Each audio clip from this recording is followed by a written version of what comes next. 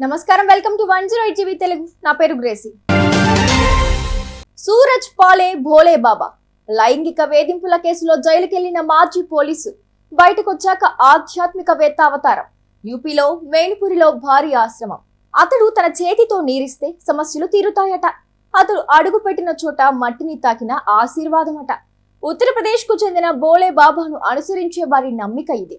అందుకే ఆయన పాత ధూళి కోసం ఎగబడిన భక్తులు దురదృష్టవశాత్తు అదే మట్టిలో కలిసిపోయారు.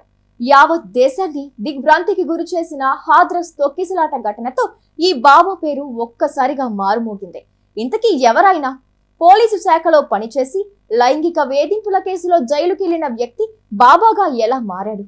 18 ఏళ్ల పాటు పోలీసు శాఖలో యూపీకి చెందిన నారాయణ్ సాకార్ విశ్వహరి భోలే బాబాగా ప్రసిద్ధి. అతడి అసలు పేరు సూరజ్ పాల్. కాస్గంజ్ జిల్లా పటియాలి తహసీల్లోని బహదూర్ నగర్ గ్రామానికి చెందిన అతడు బాల్యంలో తండ్రితో కలిసి వ్యవసాయం చేసేవాడు. చదువు పూర్తయిన తర్వాత రాష్ట్ర పోలీసు శాఖలో చేరి 18 ఏళ్ల పాటు పనిచేసినట్లు పోలీసు వర్గాలు చెబుతున్నాయి.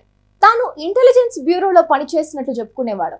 ఆ తర్వాత విఆర్ఎస్ తీసుకుని ఆధ్యాత్మిక బాట పట్టినట్లు ప్రచారం చేసుకున్నాడు. అతనికి సంతానం లేదు. దత్తత తీసుకున్న కుమార్తె 16 నుంచి 17 సంవత్సరాల క్రితం మరణించింది. ఎవరి నుంచి ఎప్పుడు చందాలు కోరడని చుట్టుపక్కల గ్రామాల వారు పేర్కొంటారు. ఆయనకు స్వచ్ఛందంగానే విరాళాలు అందుతుంటాయంటారు. భగవంతుడి గురించి ఆయన ఎప్పుడూ బోధిస్తుంటారని ఆయన గ్రామంలోని మహిళలు పేర్కొంటారు. సహజ హితం కోసం ఈ మార్గం. అయితే పోలీసు శాఖ నుంచి బయటకు వచ్చిన తర్వాత సూరజ్ పాల్ కొన్ని కేసులు ఎదుర్కొన్నట్లు యూపీ పోలీసు వర్గాలు తెలిపాయి. మహిళలపై లైంగిక వేధింపులకు సంబంధించిన కేసులు 1997లో అరెస్టై కొన్నాళ్ల పాటు జైలు శిక్ష కూడా అనుభవించాడట. ఆ తర్వాత బయటకొచ్చి తన పేరును సాకార్ విశ్వహరి బాబాగా మార్చుకున్నాడు. అనేక ప్రాంతాల్లో ఆశ్రమాలను నిర్వహిస్తున్నాడు. వాటిలో మేణిపురిలో ఆశ్రమం పెద్దది.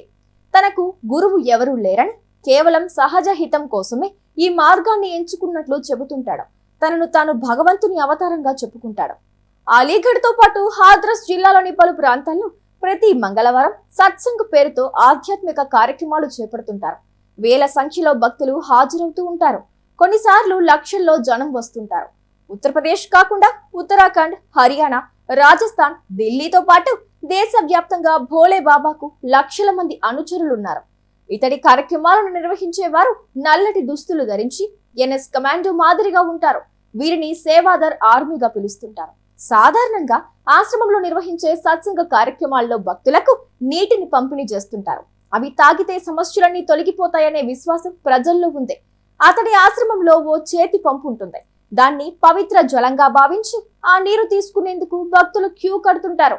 భోలే బాబా ఎప్పుడు తెల్లటి సూట్ ధరించి టోపీ పెట్టుకుని కనిపిస్తాడు. ఏ కార్యక్రమానికి వచ్చినా భార్య వెంట ఉండాల్సిందే.